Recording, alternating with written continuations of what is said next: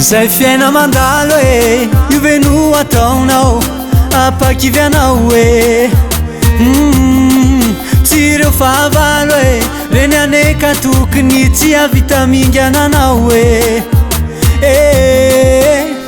aza kifikify fa mandalo ihany izao fa ny tompoany efa manana planina ho anao aza kifikify fa mandalo ihany izao fa ny tompoany efa manana planina ho anao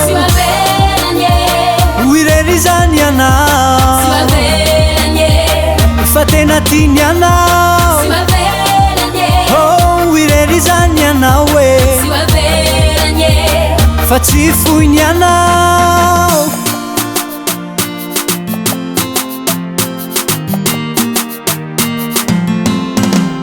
farambola izyko ny farane tsy fona ny fanatenako e raha sedry zay mandalo tsy afona ny eritsaiko e mitraka fony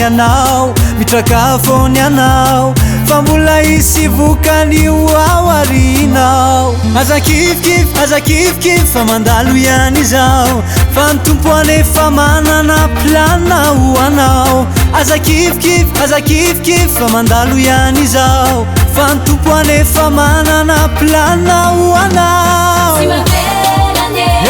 hoirery zany anao e fa tena tiany anao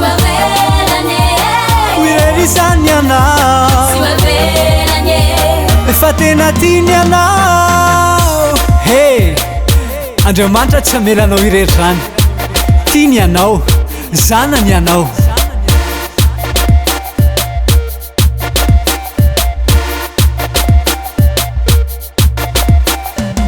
kavelom-panatenanao fa manana anao satria anao lay mpanjaka n'izao tontolo izao kavelom-panatenanao fa manana anao e satria anao lay mpanjaka n'izao tontolo izao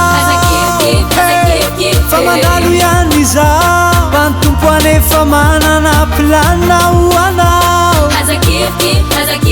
fa mandalo ihany izao e ny tompoany efa manana planina ho anao tsy avelany anao e